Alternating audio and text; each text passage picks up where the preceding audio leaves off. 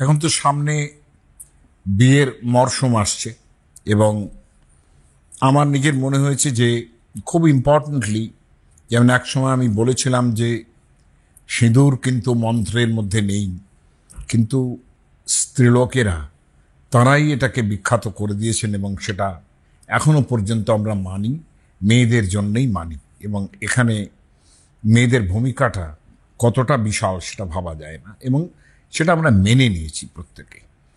মানে আলটিমেটলি যেটা দাঁড়িয়ে গেছে যে সিঁদুর দান না হলে এখন বিয়ে হয় না, এইরকমটা দাঁড়িয়েছে, এবং সেটা মেয়েদের জয়কার বলে আমি মনে করি, তাদের জয়কার।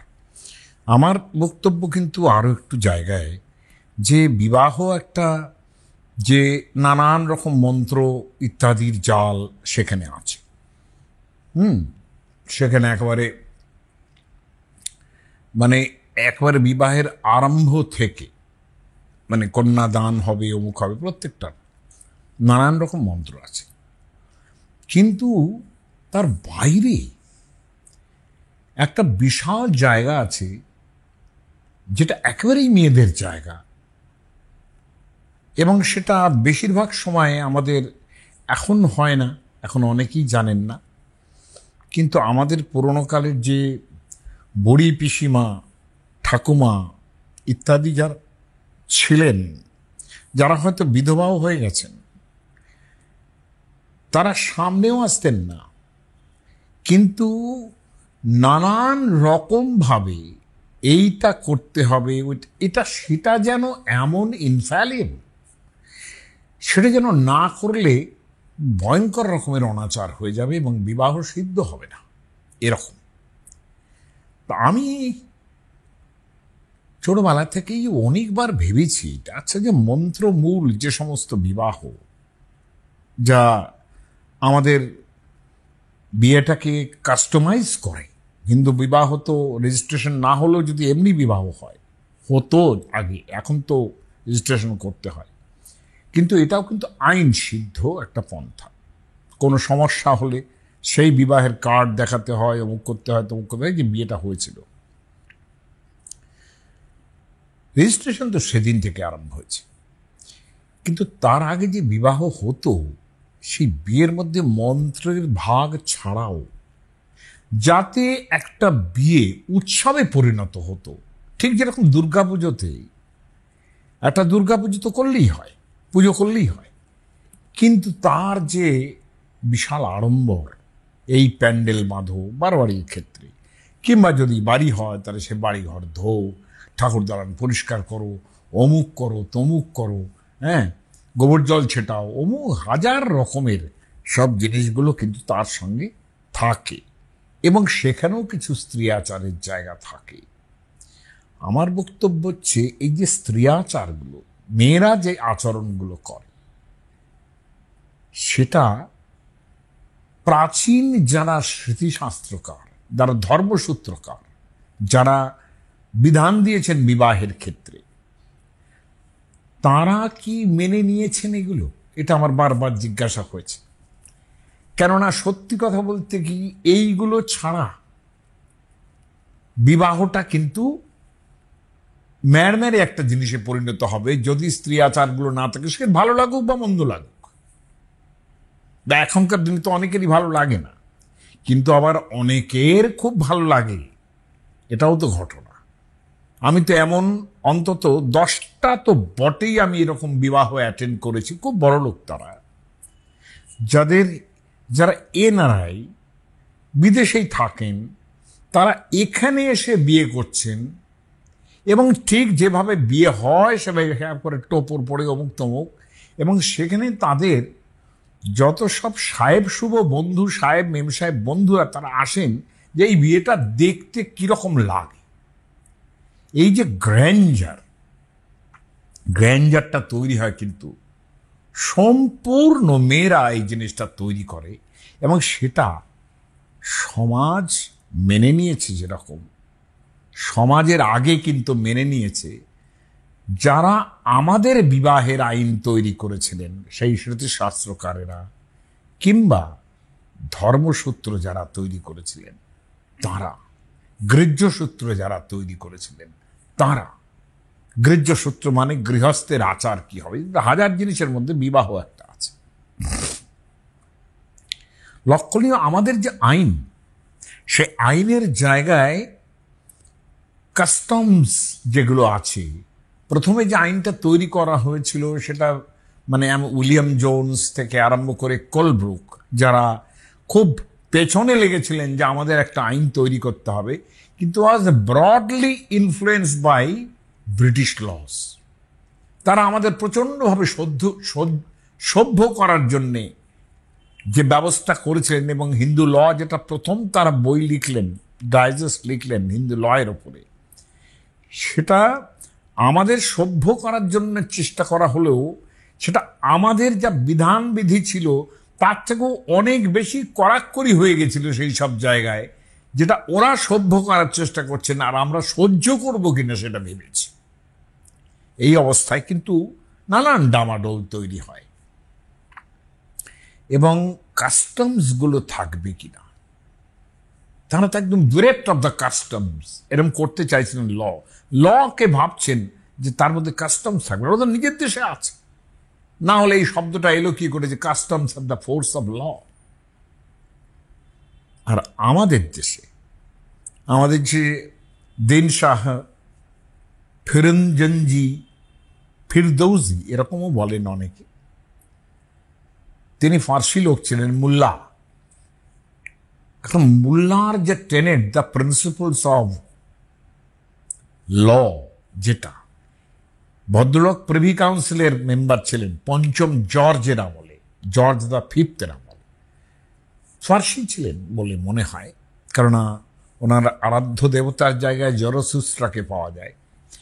সেই ভদ্রলোক যে আইনের বই তৈরি করেছেন সেখানে কিন্তু ইম্পর্টেন্টলি লিখছেন, নারদ স্টেটস, নারদ স্মৃতি, custom is powerful and overrides the sacred law. Sacred law যেটা মানে বিবাহের যে আইন তাকে ওভাররাইড করে, এটা কি দেখার মতো জিনিস।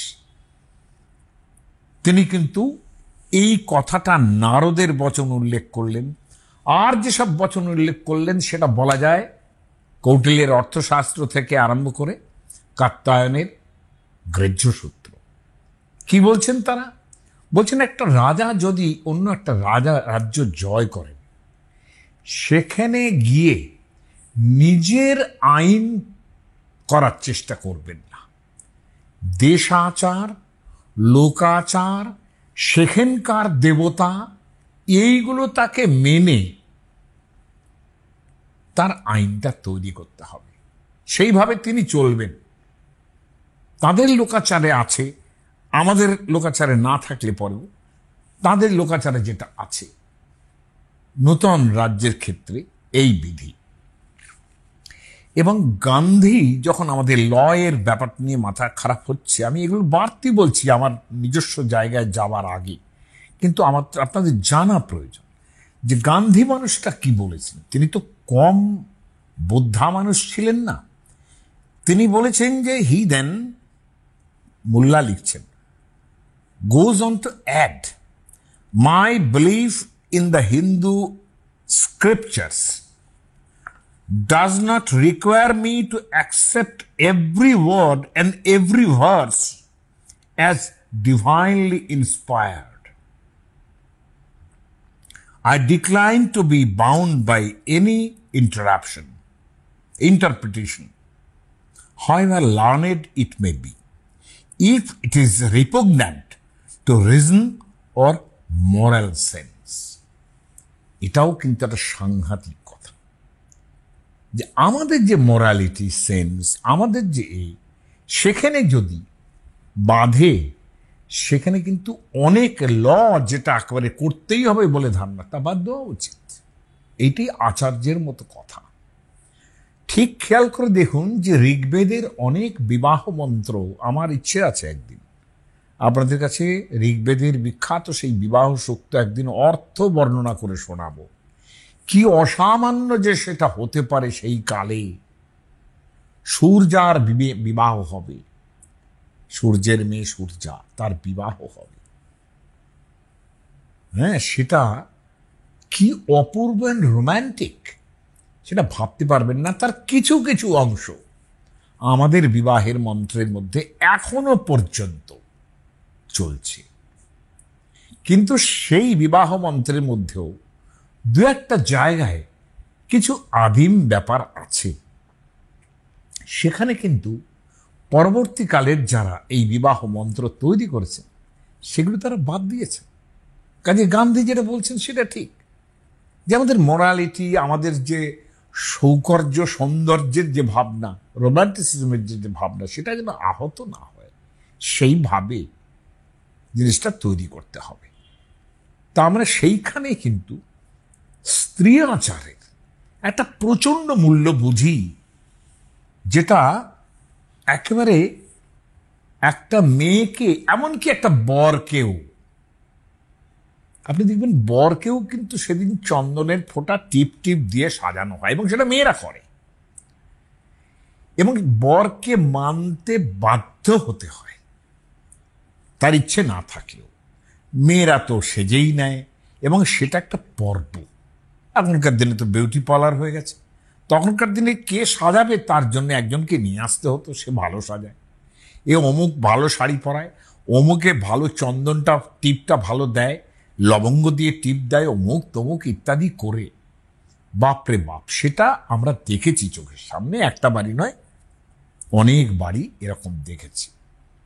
এবং তাতেই কিন্তু বিবাহের আসরটা কিন্তু জমে ওঠে। না হলে বিবাহের মন্ত্র শুধু পড়ে গেলে সেই বিবাহের কি মূল্য থাকে? কাজেই স্ত্রী আচারগুলোর একটা বিশেষ মূল্য আছে বলে আমি মনে করি। এবং যে কারণে ওই চন্দনের ফোঁটা লাগানো থেকে আরম্ভ করে, একটা ভালো কাপড় পরা থেকে আরম্ভ করে, একেবারে সিঁদুর দান পর্যন্ত অনেকগুলো জিনিসই কিন্তু একদম স্ত্রী আচারের মধ্যে পড়ে। আপনি ভাবুন যে কতটা রোম্যান্টিক হতে পারে, যে মুহূর্তে সিঁদুরদান হচ্ছে একটি মেয়ে কিন্তু একটা লজ্জাবস্ত্র নিয়ে পেছনে রেডি হয়ে থাকে, এই তার মাথায় প্রথম ঘোমটাটা পড়ল, নববধূ একদম নববধূর মতো হয়ে গেল। এই যে রোম্যান্টিসিজম, এটা কিন্তু মেয়েরা তৈরি করেছে, এটা আমাদের দেশের পুরুষরা তৈরি করেন। ফলত এই জায়গায় দাঁড়িয়ে স্ত্রী আচারের কিছু কিছু জিনিস কতটা ইম্পর্টেন্ট এবং শাস্ত্রের মধ্যে কতটা এসেছে, আমি সেটা শুধু আজকে একটু বলার চেষ্টা করব। পুরো যে বলতে পারবো তা নয়, তৎসত্ত্বেও যেমন আমাদের যে গৃহ্যসূত্র, যেটা প্রায় খ্রিস্টপূর্ব অন্তত 300-400 বছর আগে লেখা, আপস্তম্ভ গৃহ্যসূত্র, যেটা সেখানে বলা হচ্ছে তথা মঙ্গলানি মঙ্গলানি। এখন এইটুকু সূত্র তো বেশি কথা বলে না, সূত্র অল্প কথা বলে। এখন সেখানে দাঁড়িয়ে সূত্র যেটুকু বলল, সেখানে তার মঙ্গলটা ব্যাখ্যা করছেন, টিকাকারেরা ব্যাখ্যা করছেন কি কি হতে পারে। শঙ্খ দুন্ধবী বীণা তুনবাদিত্র সম্প্রবাদনানি কুলস্ত্রী গীতানি। মেয়েরা গান গাইবে। আমরা ভাবছি যে আজকেই আমাদের সঙ্গীতম আরম্ভ হয়েছে, এবং বাঙালিরা, সত্যি কথা, বাঙালিদের ক্ষেত্রে সঙ্গীত ছিল না। আমরা মনে করি সেগুলো অন্য জায়গা থেকে আমদানি হয়েছে, অর্থাৎ সাধারণত মানে উত্তরপ্রদেশ, বিহার এই অঞ্চল থেকে সঙ্গীত এটা আরম্ভ হয়েছে।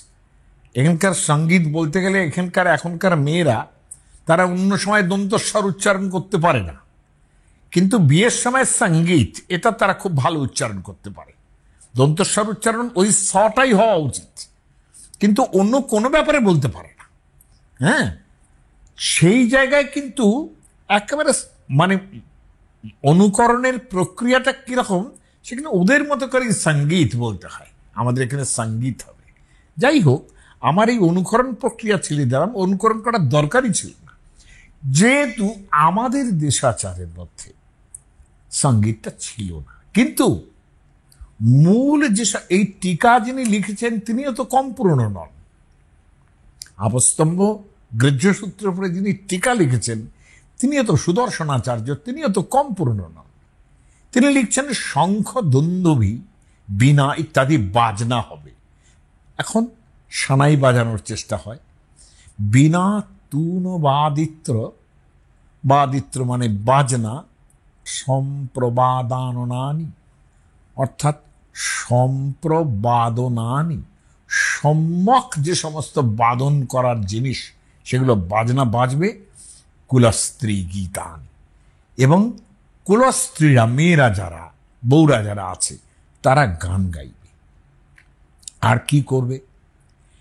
কেশ শ্মশ্রাদি প্রকল্পানাহত ধৌতাচ্ছিদ্র বিচিত্র বাসও, সুন্দর সুন্দর জামা কাপড় পরতে হবে, ভালো করে চুল বাঁধতে হবে। আচ্ছা, এগুলো কে বলে দিয়েছে? ধর্মশাস্ত্রের কথা হচ্ছে, বলে মন্ত্র শোনো, বিয়ে হয়ে যাক। হয়নি কিন্তু। তারা এগুলো বিধান দিচ্ছেন যে ভালো করে চুল বাঁধতে হবে, পুরুষরা যারা আছে তারা ভালো করে আচ্ছা করে গোপে তা দেবে, ইত্যাদি ইত্যাদি। আর কি? বাস অর্থাৎ পরিধানের যে বাস, সেটা গন্ধ, অনুলেপন মানে চন্দনাদি যদি শুধুমাত্র ওই যিনি কন্যা তিনিই মাখবেন না, নানান রকমভাবে চন্দনের টিপ অন্যেরাও পড়বে। অনুলেপন, সুগন্ধ, আশ্রক, হ্যাঁ, মালা পরেন না বটে কিন্তু অনেকেই চুলের খোপায় মালা পরেন, এসব থাকবে। এবং ধ্বজ তজ অর্থাৎ পতাকা টতাকা, নানান রকম ব্যাপার, এগুলো শিষ্টাচার প্রসিদ্ধানি মঙ্গলানি বিবাহে উপসংহর্তব্যানি। এই বিয়ের সময় এগুলো করতে হবে, এটা উপসংগ্রহণ। এগুলো মানে পাশে পাশে এগুলোর ব্যবস্থা করতে হবে, শাস্ত্রকার বলছেন। আবৃত শাস্ত্রীভ্য প্রতীয়ন। আর যেগুলো সকলে জানে না, যে এরপরে এই করতে হবে, এরপরে ওই করতে হবে, যেগুলো সকলে জানে না, সেগুলো যারা বয়স্ক মহিলা তাদের কাছ থেকে জেনে নিতে হবে। তারা যেভাবে বলবেন সেইভাবে করতে হবে। কারণ সেই বৃদ্ধা মহিলারা তারা অনেক অনেক বিবাহ দেখে শুনে, আমাদের সময়ে আমার মনে আছে আমার দাদার যখন বিবাহ হচ্ছে তখন বললেন যে অমুক পিসি আসবে, ওসব নিয়ে তোদের চিন্তা করতে হবে না, উনি যেরকম বলবেন তাই। অন্য বলে ওই পিসি, বাবা সে তো ভীষণ ব্যাপার। বলে ভীষণ ব্যাপার কিছু না, আমার একমাত্র ননদ আসবে, তোরা যা বলবে তাই করবে। এই যে বয়স্ক একজন মহিলা, তার কি ইম্পর্টেন্স তৈরি হয়ে যায় ওই বিয়ের সময়টা, যে এরপরে এই আচার, এরপরে এই আচার, তার একেবারে সব পরপর পরপর মনে থাকবে, সে সেইগুলোই করাবে এবং সেগুলো না করিয়ে সে ছাড়বে না।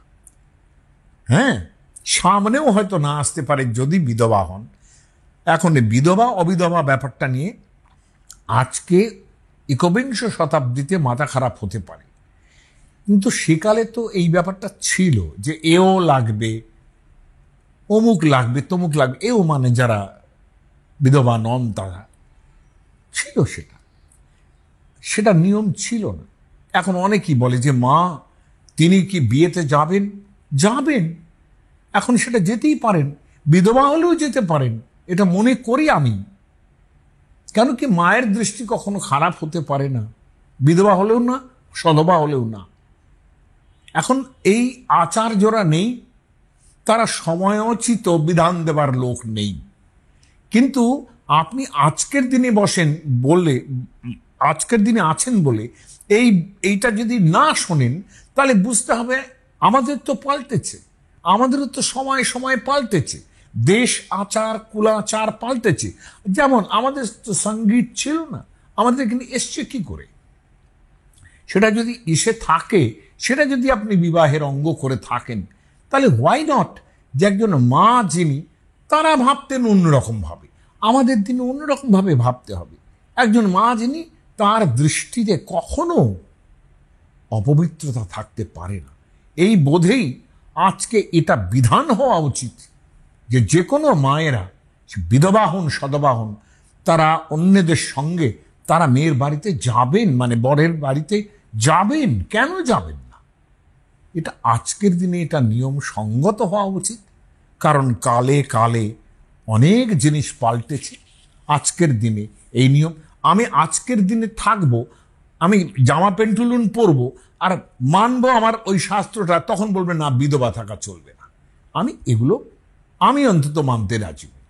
আমি তো ওই জামা কাপড় নানান রকম তিলক কাটা বাবা নই। আমি শাস্ত্র বুদ্ধিতে চলি, এবং শাস্ত্র যেহেতু পাল্টায় সেই বুদ্ধিতে চলি। কাজে সেই অনুসারে এই মঙ্গল অনুষ্ঠান যেখানে হচ্ছে, সেখানে মা যিনি বিধবা যদি হন, তিনি একদম আড়ালে থাকবেন। নো নো নো, এটা করা উচিত নয়।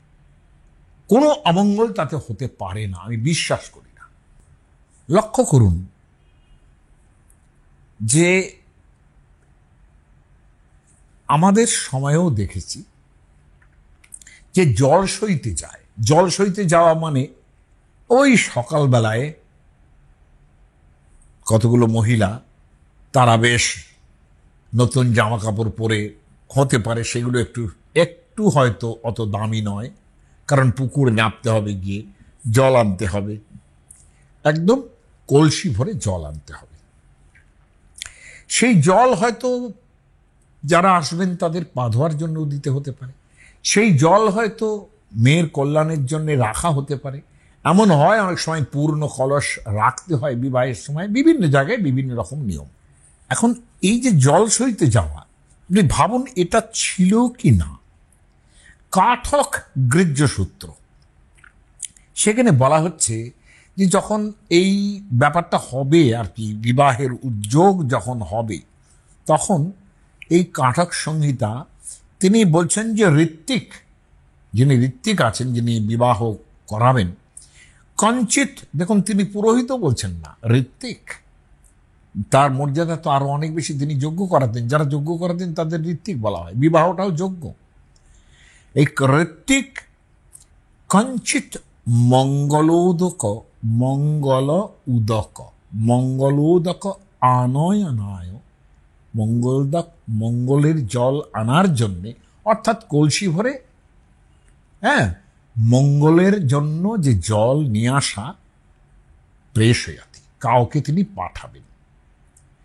টিকাকার সঙ্গে সঙ্গে বলছেন কাশ্মীরেষু, কাশ্মীর তো সে প্রমাণ দিচ্ছেন। দেখুন সব জায়গায় তো সব জিনিস হয় না, তিনি যেটা দেখেছেন তিনি বলছেন যে কাশ্মীরেষু শ্মশ্রুর অবিধবা আচেদ, তাদের সময়ে অবিধবার ব্যাপারে একটুখানি আলাদা ছিল।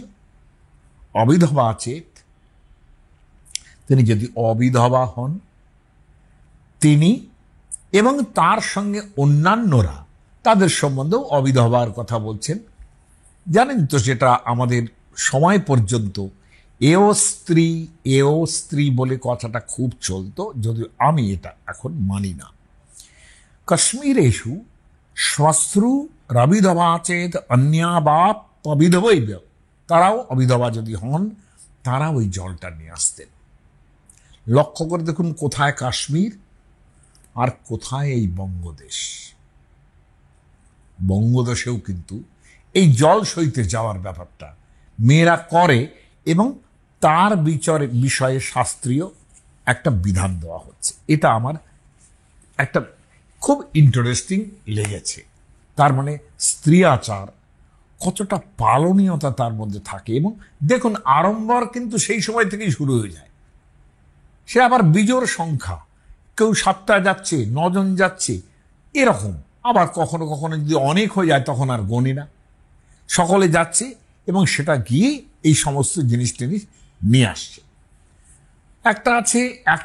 একটা নিয়ম আছে, সেটা সব দেশে নেই, আমাদের দেশে তো নেই, বঙ্গদেশে নেই। বলছেন পানি গ্রহণ যখন হবে, সেখানে মেয়ের হাতটা ধরে কি করবেন? দেখুন বর আসছেন, আপনারা তো জানেন যে কন্যাদানের সময় যেসব মন্ত্র, ওই যে বলেন না যে হাঁটু ধরে তারপরে বরকে কন্যাদান করবেন পিতা, যেন একেবারে ভিক্ষা মানে তার কাছে একেবারে যেন মানে একেবারে এমন আনত হয়ে পড়ছেন যেন বয়ের পায়ে ধরে মেয়ে দিচ্ছে, মেয়ে গছাচ্ছেন যা। এই কথাটা কিন্তু ঠিক নয়। কারণ ঋষিতুল্য ব্যক্তি দয়ানন্দ সরস্বতী, তাকে মানে না এমন লোক নেই। তিনি কিন্তু একেবারে বিধান দিয়েছেন, এবং দ্যাট ইজ ভেরি রোম্যান্টিক। যে আমরা যে একটা দেখছি যে ওই যখন যে মাত্র ওই সপ্তপদী করার পর যে আগুনের মধ্যে সেই সামনে কুলো ধরে বউ, সামনে পেছনে বর, কুলো ধরে যে সে এটা দিচ্ছে, এই প্রথম কিন্তু সমস্ত বিবাহের মধ্যে বর এবং কন্যা তার কিন্তু নিজেদের স্পর্শ লাভ করে, সর্বাঙ্গে স্পর্শ লাভ করে। এই যে স্পর্শ লাভ করাটা, এটা অদ্ভুত রোমান্টিসিজমের মধ্যে আসতে পারে যদি ওই দয়ানন্দ সরস্বতীর কথাটা মানেন। তিনি ঋষিতুল্য ব্যক্তি, তার কথা লোকে মানল না, লোকে পাড়ার পুরোহিতের কথা মানবে। তিনি বলছেন কোনোভাবে এটা ওই কন্যা কর্তার কাজ নয়, অর্থাৎ বাড়ির বাবা কিংবা যিনি কন্যাদান করবেন, নো। তিনি বলছেন বর আসা মাত্র মেয়ে আসবে এগিয়ে। How romantic is this! তিনি বলবেন যে এই যে আসুন, বিস্তারাও বিস্তারা বিস্তারা, এই আপনার বসার আসন, বসুন আপনি। এটা পা দিয়ম, এই যে পা ধোয়ার জল আপনি এই নিন বলে কলসি তার হাতে দেবে, সে নিজে পা ধোবে। দয়ানন্দ সরস্বতী বলছেন, অ্যান্ড দিস ইজ রোম্যান্টিক। অথচ তা হবে না। আমাদের সে কন্যা ঘরে বসে থাকবে আর বরের বাপ এইগুলো করবে। নো, এটা করার কথা না। কাজে এই দিকে যে একটুখানি মডার্ন হওয়া, সেটা প্রয়োজন আছে, তাই না? পুরোহিতদের বচন ছেড়ে এখন এই যে জায়গা, একটা জায়গায় সেটা ছিল যে বর আসা মাত্রই কন্যাকে তার হাতে অরিক্তম, মানে তার হাতটা যেন খালি না থাকে, হয় তখনই কিছু একটা আভরণ তাকে পরিয়ে দেওয়া, কিছু না পেলে তার যদি সেই অক্ষমতা থাকে সেখানে অন্তত শমী গাছের ডাল, পাতা, ফল, এইগুলো সব একটা দিয়ে। লক্ষ্য করে দেখবেন যে এখনো পর্যন্ত কিন্তু যে একটা কাজ হয়, যে হাত এখন প্রথম থেকেই খালি থাকে না। যখনই ছোট এই নান্দিমুখ শ্রাদ্ধ হয়ে গেল, তখনই কিন্তু কন্যার হাতে একটা ঘনশি টুনসি, দুর্বা টুর্বা সহ একটা লাল ঘনশি কিন্তু লাগিয়ে দেওয়া হয় হাতে। হ্যাঁ, অরেকতম। হ্যাঁ, এটা কিন্তু মেয়েদের করার কথা নয়। বর এসে করবে এবং মেয়েরা সেটাকে বলবে যে এইটা বর করতে হবে। সাভরণম, যদি অলঙ্কার দেওয়ার ক্ষমতা না থাকে, অসম্ভবে সুবর্ণ কনকাদিক যুক্তম, হ্যাঁ, অর্থাৎ সামান্য সুবর্ণ কনক একটু হতে পারে, অথবা অতি দৌর্বল্যে পুষ্প ফলাদি সহিত। দেখুন, সব রকম ব্যবস্থা আছে।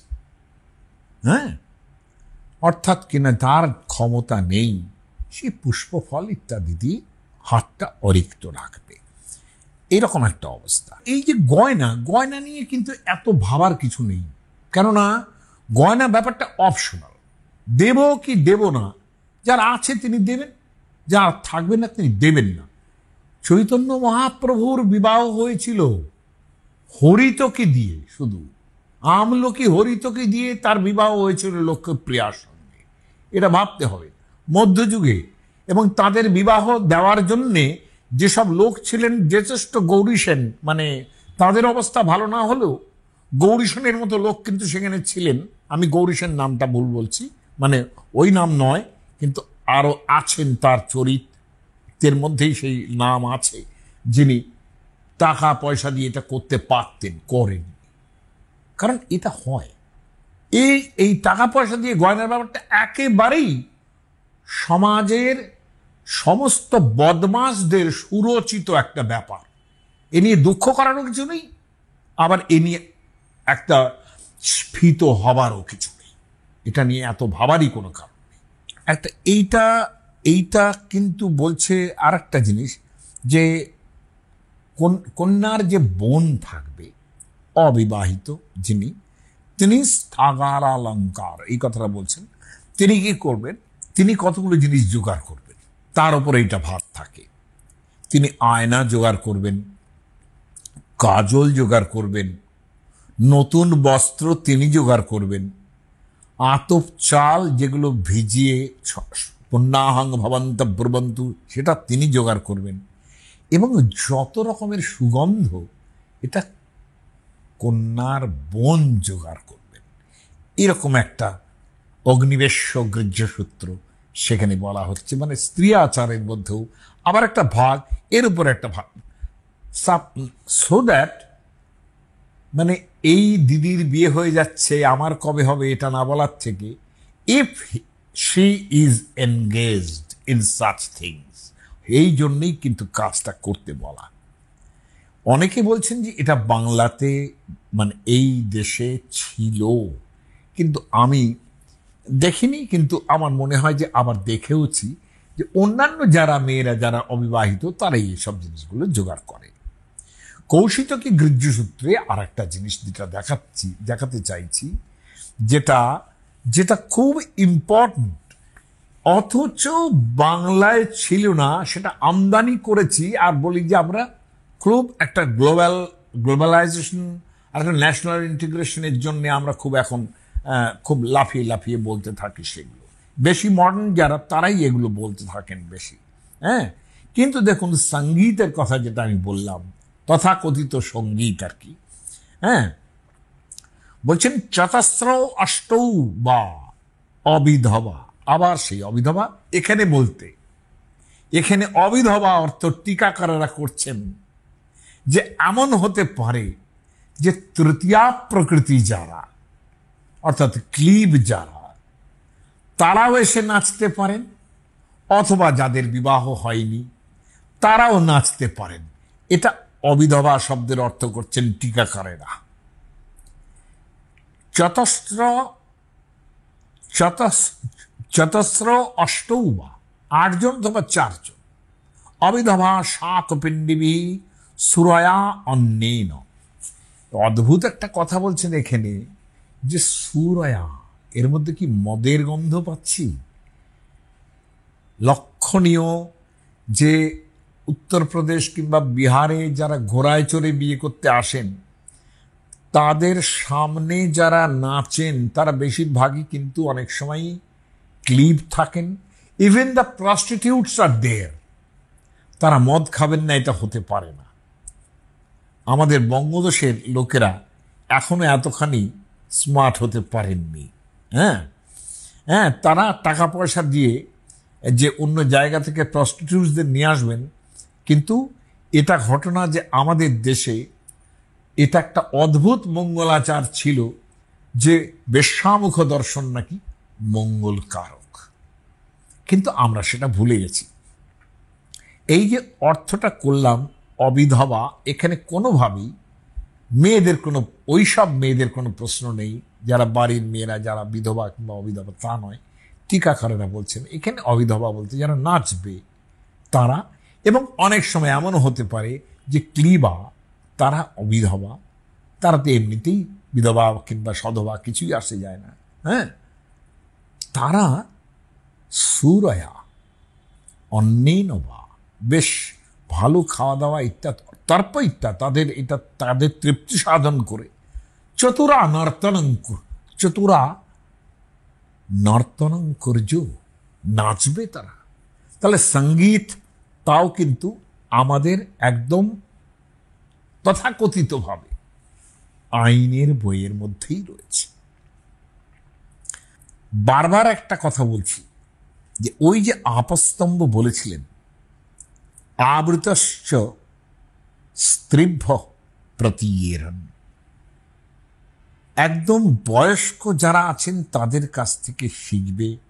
সেগুলো যেমন শঙ্খ দুন্ধেবী ইত্যাদির কথা যেমন বলা হয়েছে, সেমনি এই ইন্দ্রাণী পূজা, ভবানী পূজা কিংবা কোনো মন্দিরে গিয়ে পুজো দিয়ে আসা, এগুলো কিন্তু স্ত্রী আচারের মধ্যে পড়ে, সেগুলোও কিন্তু উল্লেখ করা হচ্ছে। বধূর কপালে যে চন্দনের ফোঁটা যেটা পারস্কর গৃহ্য সূত্রে গদাধর, যিনি প্রসিদ্ধ টিকাকার, তিনি কিন্তু এটা লিখছেন, যিনি বিখ্যাত হয়ে আছেন কিন্তু ওই সিঁদুরের আচারের জন্য। তিনি প্রথম উল্লেখ করেছেন যে সিঁদুরটা কিন্তু মেয়েরাই দেবে, মেয়েরাই ব্যবস্থা করবে, এটা তাদের আচার। হ্যাঁ, সেখানে মন্ত্রতন্ত্র কিছু নেই, কিন্তু এই আচার পালন করার কথা বলেছেন। তিনি বলছেন তিলক করণাক্ষত চন্দন মন্ত্র বিপ্রাসের বচন প্রতিষ্ঠা। বলছেন কি, ওই যে কপালে চিত্র করে আঁকা চন্দন দিয়ে, হ্যাঁ, এবং অক্ষত চন্দন, অক্ষত মানে হচ্ছে আমাদের যে খই আছে, সেই খই টইগুলো সমস্ত জোগাড় করে নেওয়া ওইখানে। এগুলো নাকি খই একেবারে ভীষণভাবে একটা একটা মঙ্গলের দ্যোতক, কিন্তু যেটা আপনার সপ্তপদীর পরে যেটা ওই লাজহোম যেটা হয় সেইটার সময় দিতে হয়, সেটা এইগুলো সব জোগাড় করা এগুলো। আর ওই যে ব্রাহ্মণের আশীর্বাদ নেওয়া, বড়দের আশীর্বাদ নেওয়া, এইগুলো সমস্ত স্ত্রী আচারের মধ্যে পড়বে। এবং তারপরেই বলছেন যথাকুলম যথা দেশম, অর্থাৎ দেশ এবং কুল এক একটা ফ্যামিলিতে আছে, এক একটা ফ্যামিলিতে নেই। সকালবেলা উঠেই এই কাজটা করার কোনো কোনো ফ্যামিলিতে আছে, কোনো কোনো ফ্যামিলিতে নেই, কোনো কোনো দেশে আছে, কোনো কোনো দেশে নেই। কতটা উদার হলে এই কথাগুলো বলা যেতে পারে। মানে এই যে কন্যা পিতা যে বর আসতে পরে একটা কথা বলে না, যে দান সামগ্রী কি আছে, যেখানে বররা ডাওয়ারি চায় আর কি, সেখানে সামগ্রীর ব্যবস্থা ওই একটু বাসন, ওই একটু একটু একটু করে সমস্ত ব্যবস্থা করার কথা। সেটাও কিন্তু স্ত্রী আচারের মধ্যে পড়ে অথবা আচারের মধ্যে পড়ে, সেখানে কোনো মন্ত্র নেই। হ্যাঁ, মানে কন্যা পিতা আচারাত সুবর্ণ রজত তাম্র কিংবা গো মহিষ, এমন অনেক জায়গা আছে যে গরু একটা রাখতে হতো তখনকার দিনে, বিশেষ করে ব্রাহ্মণ্য বিবাহে মধুপর্ক দেওয়ার ব্যাপারে গরু রাখা হতো। কেননা যখন আসবে তাকে যে খেতে দেওয়া, মধুকর্পের অনেক নিয়ম আছে, 3টে ভাগ করে বর খাবে, এসব ব্যাপার আছে, কিন্তু সেটাও মেয়েদেরই দিতে হতো। এটা লক্ষণীয়, অন্তত দয়ানন্দ সরস্বতী তাই বলছেন। এবং গরুটা যেহেতু আমাদের দেশে গোবধ বহুকাল আগেই বন্ধ হয়ে গেছে, মধুপর্কে গোবধ মানে গো অতিথি আসলে পরে গো মাংস দেওয়ার ব্যবস্থা ছিল। এবং বলা হচ্ছে আশ্বলায়নের বীর্য সূত্রে, আশ্বলায়নের স্রোত সূত্র বোধ হয় আমার যদ্দূর মনে পড়ছে, যে নামাংস মধুপর্কস্যাৎ, মাংস ছাড়া মধুপর্ক হবেই না। কিন্তু পরবর্তীকালে দয়ানন্দ সরস্বতী দেখিয়েছেন যে না, মধুপর্ক আর নয়, ওখানে নয়, বরঞ্চ গরু একটা বেঁধে রাখো যেটা দিতে হবে বর যদি নিয়ে যায়। তখনকার দিনে এগুলোই সম্পদ ছিল, পশু সম্পদ ছিল আমাদের দেশে, যার জন্যে বেদের মধ্যে মন্ত্র আছে না, যাদবাই পুরুষাস্যা বিত্তম, মানুষের যে টাকা পয়সা তদ ভদ্রম পশমও ভদ্রম, যার বাড়িতে অনেক গরু আছে, মোষ আছে, ভদ্রম তার বাড়ির মঙ্গল সেটা, কারণ সম্পত্তি এগুলো।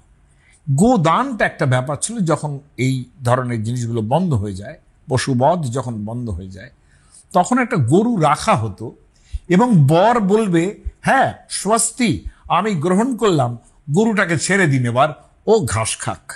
মন্ত্র আছে এগুলোর, ভাবা যায় না কি অসামান্য সুন্দরভাবে পরবর্তীকালে তৈরি করেছেন এগুলো। দয়ানন্দ সরস্বতী উল্লেখ করেছেন এটা। এখন এই জায়গার থেকে, তো এই গোদানের থেকে তো আমরা সরেই এসছি। এখন ডাওয়ারি যা চলে, যেটা কন্যা পিতার ইচ্ছা মতো কখনো হয় না, সেটা যেটা আমাদের কাছে একটা অভিশাপের মতো, যেটা হওয়াটা কখনো উচিত নয়। হ্যাঁ, আর আমার যেটা বক্তব্য, আমি খুব বেশি আর এগোবো না। আর সিঁদুরের কথাটা যেটা বললাম, সেটাও স্ত্রী আচারের মধ্যে পড়ে। এবং এই যে একটা যদি ধরুন বর এসে উপস্থিত হলো বাড়িতে, বরণ করা, এটা তো কোনো মন্ত্র নেই। এগুলো কারা করছে? বরের মা আসছে এবং লক্ষণীয় তাকে অবিধবা এই ভাবটা করতে হয়, কিন্তু আমি মনে করি এখনকার তিনি অবধারিতভাবে তিনি আসুন যিনি বিধবাও হন। এটা আমার কথা কেউ মানবেন কি না মানবেন জানি না, কিন্তু মায়ের কখনো কোনো দৃষ্টি অপবিত্র হতে পারে এটা আমি বিশ্বাস করি না, বিশ্বাস করি না। কাজেই তিনি আসুন এবং বর বধূকে বরণ করুন। একটা করে দেখুন না কি অমঙ্গল আপনার হয়।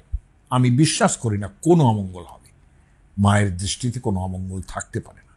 এখন এই যে বলছেন যে একটা বর বধূকে বরণ করবেন, সেখানে একটা স্বর্ণপাত্র, তারপরে পাত্র কিন্তু এটা দিয়ে দিতে হবে না, কর্পূরের দীপ সেটা দিয়ে আরতি করা, নিরাজন একটা একটা কিছু সুন্দর বস্ত্র দিয়ে গালটা মুছে দেওয়া, এটা দুপাশ যেরকমভাবে ঠাকুরের আরতি করে মঙ্গলম, এটা এই যে মঙ্গল এটা করতে হবে।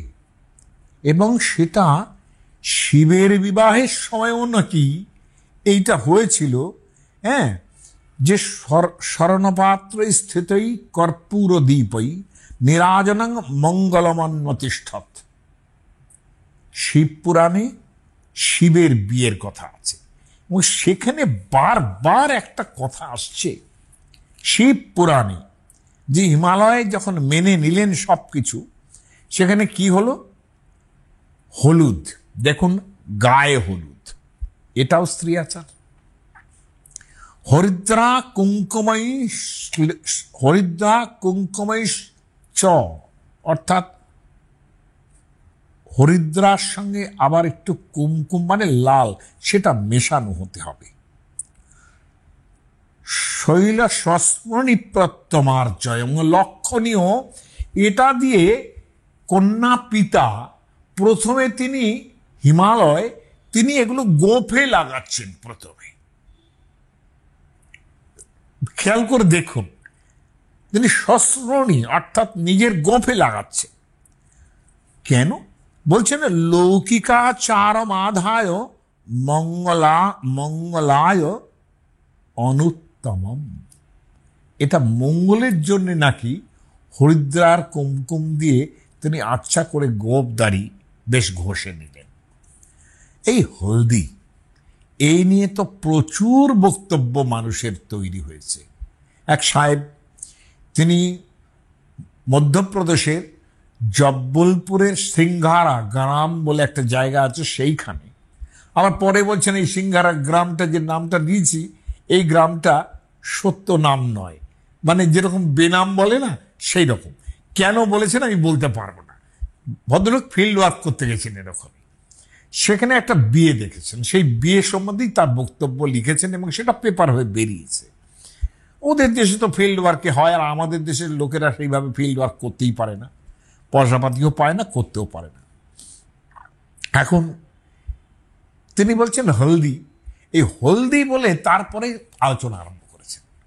হলদি বলার পরেই বলেছেন যে আমি সমস্ত লোকদের কাছে শুনলাম যেটা, যে হলদিটা কেন ব্যবহার করে এবং সেটা মেয়েদের মেশায় এবং সেই মেয়ের বাড়ির হলুদটা বরের বাড়িতে যাবে, আবার বরের বাড়ির হলুদ এখানে আসবে এবং বরের বাড়ির হলুদ আসলে পরে তবে মেয়ের বাড়ির হলুদ আসে, এরকম একটা কথা। কিন্তু আমার মনে হয় ব্যাপারটা অন্যরকম ছিল, উল্টো ছিল আগে। বলছেন বৃদ্ধদের বক্তব্য, এই সাহেব বলছেন যে হলদিটা নাকি ইট মেক্স ওয়ান হট। আমি এই শব্দটাই ব্যবহার করছি, বাংলা প্রতিশব্দ বলতে গেলে এটা খুবই বেকায়দায় পড়ে যাব। হ্যাঁ, ফলত এই যে মেক্স ওয়ান হট, আমি এটা খুব ভালো করে বুঝিনি। কারণ হলুদের যে গুণ, আয়ুর্বেদ মতেও যে গুণ, সে গুণটা কোনোভাবে হলুদ কাউকে হট করে এটা আমি শুনিনি। কিন্তু ওরা যে হটের কথা বলেছেন সিংহারা গ্রামে, এমনকি যে গায়ে হলুদ হয় সর্বত্র, আমাদের দেশেও যে গায়ে হলুদ হয়, hot in what sense? Hot মানে প্রথমে আরম্ভ হয় মেয়েদের, মানে একটু তো কন্যার মুখে আগে দিয়ে নিল, তারপরে ব্যাস নিজেরাই মেয়েরা মাখতে আরম্ভ করলো, একে তাকে দিতে আরম্ভ করলো, এবং সেখানে গাত্র সংমার্জনের ক্ষেত্রে কোনো অঙ্গই বাদ যায় না বলে মনে করি, সেখানে এটা হট হয়ে ওঠে। তারপর পুরুষদের মাখানো হয়, ফলত এই যে আড়ম্বরটা তৈরি হয়, it's really an hot atmosphere, এটা বলতেই হবে। এখন লক্ষণীয়, এই যে একজনের হলুদ, গায়ে মাখা হলুদ এসে এখানে পৌঁছলো, এটা যদি খুব ভালো করে সূক্ষ্ম দৃষ্টিতে দেখা যায়, তাহলেও ভাবা যাবে এটা বেশ হট ব্যাপার হলো, তাই না? কিন্তু আমার তা মনে হয় না। এটা যা বুঝেছি আমি, যে আমাদের দেশে অন্তত অন্য সময় নাই করুক, বিয়ে থা যেই ঠিক হলো মেয়ের, সঙ্গে সঙ্গে মা ঠাকুমারা হলুদ আর সর বাটার ব্যবস্থা করতেন।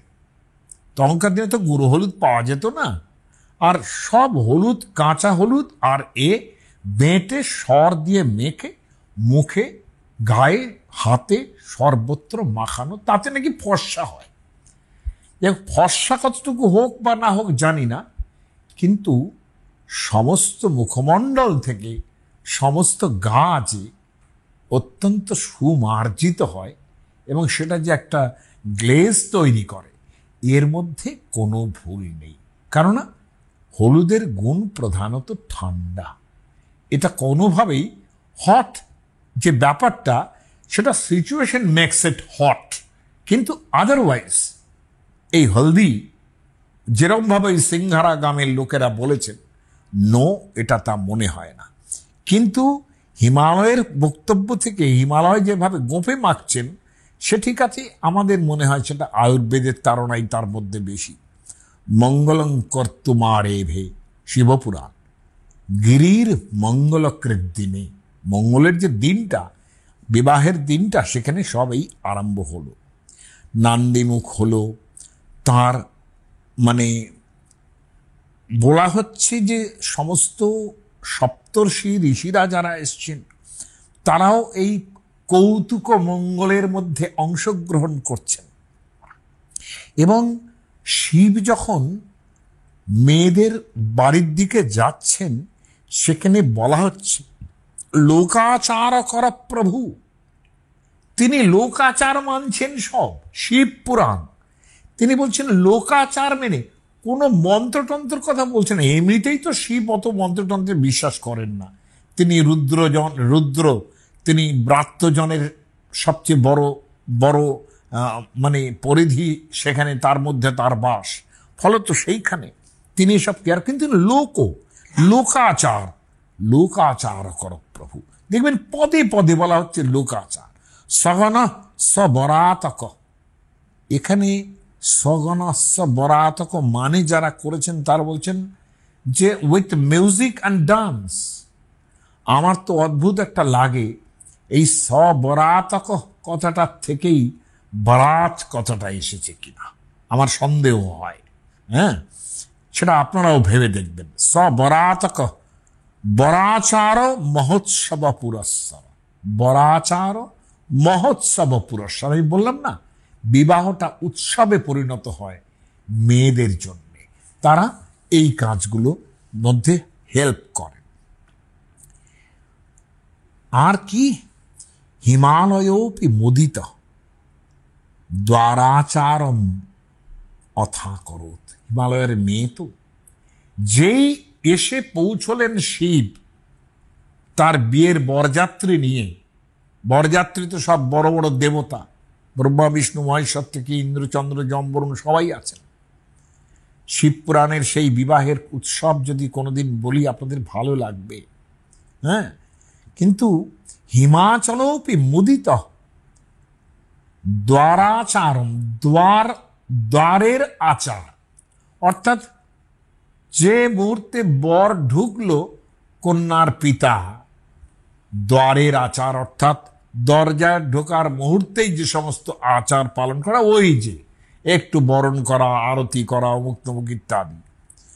আবার দেখুন, শ্রুত্যাচারম ভবাচারম চ বিধায় শিব দত্ত বিভূষণই শিবাম অলঙ্কৃতাম চক্রু। শিব এসে কি করছেন? শ্রুত্যাচারম, যখনই শুনলেন এইরকম আচার, যখনই শুনলেন ভবাচার, ভবাচার মানে কিন্তু এখানে ভব মানে শিব নয়, ভব মানে এই পৃথিবী, জন্ম, এগুলো ভব শব্দের অর্থ, এই সংসার। হ্যাঁ, এই সংসার কিন্তু ভব শব্দের অর্থ, জন্ম ভব শব্দের অর্থ। এই যে ভবাচার মানে এই যা দেশের আচার, সেই অনুসারে তিনি শিবদত্ত বিভূষণই, অর্থাৎ বর যে সমস্ত আভরণ স্বর্ণাভরণ এনে দিয়েছেন, শিবাম অলঙ্কৃতাং চক্রু, তাই দিয়েই কিন্তু এখন কি হয়, ওই যে একটা আশীর্বাদের ভূমিকা থাকে না, আশীর্বাদটা কবে হবে? একজন আশীর্বাদ করলো, গয়না টয়না দিয়েই আশীর্বাদ করে, অতএব সেই আশীর্বাদের ব্যাপারটা শিব নিজেই করছেন। তিনি কন্যার জন্য যে অলঙ্কার নিয়ে এসেছেন তিনি দিয়ে দিলেন। আর এদিকে আবার কি হচ্ছে? সমানার্চ শিবাং শম্ভুর লৌকিকাচার সম্মত, অর্থাৎ পার্বতীকেও কিন্তু তিনি অর্চনা করছেন। অর্চনা মানে এখানে ভাববেন না যে পূজা অর্চনা, ওই যতটুকু করছেন, অলঙ্কারের ব্যাপার দিচ্ছেন কিংবা কিছু করছেন, সেটা অর্চনার মধ্যে পড়ে, অর্থাৎ যথাসাধ্য তার সঙ্গে সদ্ব্যবহার সৎকার করছেন। হ্যাঁ, এবং তারপরে মন্ত্রতন্ত্র পরে বিয়ে করছেন। এখানে একেবারে দেখেছি আমি যে ধ্রুব দর্শন থেকে আরম্ভ করে, অরুন্ধতী দর্শন থেকে আরম্ভ করে সব করানো হচ্ছে শিবকে দিয়ে। এবং তার জন্যে যে ঘর ফাঁকা করা হয়েছে, সেই ঘরে শিব থাকবেন। দুদিন গেছে, সেখানে 4-5 দিন এইভাবেই সব আনন্দে কেটে গেছে। তারপরে যে ঘরটা থাকবেন, লক্ষণীয়, বৌভাত যখন হয়, এখন সবাই ভদ্রলোক, এখন এসব করে না কেউ, কিন্তু এরকম রয়েছে যে যখনই এই দুজনকে বউয়ের ঘরে, অর্থাৎ একটা ঘরে পাঠাচ্ছে, তদানীং পুরনার্যশ্চ গালিদানং বধুর্বোধ, ভাবা যায় যে তখন কিন্তু গালি দেওয়া আরম্ভ করলো, কিরে কি হবে এইসবটা ইত্যাদি। হ্যাঁ, এবং পশ্যন্ত মানে যারা দেখছেন, সবাই অন্য লোকেরা দেখছেন, তার মধ্যেই গালাগালি দেওয়া আরম্ভ করে। গালাগালি বলতে সোজা গালাগালি ভাববেন না, অর্থাৎ যেগুলো অকথ্য কথন, সেই রকম কিছু। হ্যাঁ, এরকম করার পরে আমার যেটা সবচেয়ে ইন্টারেস্টিং লেগেছে, যে এই যে আমাদের নল দময়ন্তীকে নিয়ে শ্রীহর্ষ যে বিখ্যাত নৈষদ চরিত লিখেছিলেন, যেহেতু তিনি বাঙালি ছিলেন, এমন অনেক আচারের কথা বলেছেন যেগুলো বাঙালি আচারের সঙ্গে মেলে নৈষদ চরিতের মতো গ্রন্থে। এবং সেখানে এই শব্দটা আছে যে উচ্চৈর উলু উলু ধ্বনিং চকার, উলু দেবে, এটা উচ্চৈর উলু উলু ধ্বনিং চকার। এবং তাই দেখেই, এই শব্দটা দেখেই পার্টিকুলারলি অনেকেই সন্দেহ করেন যে শ্রীহর্ষ বঙ্গদেশের কবি ছিলেন, এবং এত বড় কবি এবং এত বড় দার্শনিক, যিনি খণ্ডনখণ্ড খাদ্যের মতো বেদান্ত গ্রন্থ লিখেছেন, তাকে কিন্তু অনেকেই বাঙালি মনে করে শুধু এই উদাহরণটা থেকে। এবং বাঙালির যে সমস্ত আচার, সেগুলো তিনি ওই নবল দময়ন্তীর বিবাহের সময় দেখিয়েছেন। আরও লক্ষণীয় যেটা যেটা করেছেন, সেটা হলো তৃণকাষ্ঠাদি রচিত বহু ছিদ্র গবাক্ষম, একটা ঘরের মধ্যে যেখানে তাদের রাখা হয়েছে, হ্যাঁ, নল দময়ন্তীকে রাখা হয়েছে, এবং সেখানে বলা হচ্ছে যে বৃদ্ধ বয়স্ক মহিলারা যে ঘরে রাখতে গেছেন, বয়স্ক মহিলা মানে ঠাকুমা গোছের লোকেরা, হ্যাঁ, তাদের কীরকম মানে কীরকম ধরনের ভাবনা চিন্তা দেখুন, যে যে ঘরটা রচনা করা হয়েছে তাদের থাকবার জন্যে, যে তৃণকাষ্ঠা, এটা বরের বাড়িতে, নল দময়ন্তী নলের বাড়িতে, হ্যাঁ, দময়ন্তীকে নিয়ে এসছেন তিনি, একটা ঘর বানানো হয়েছে।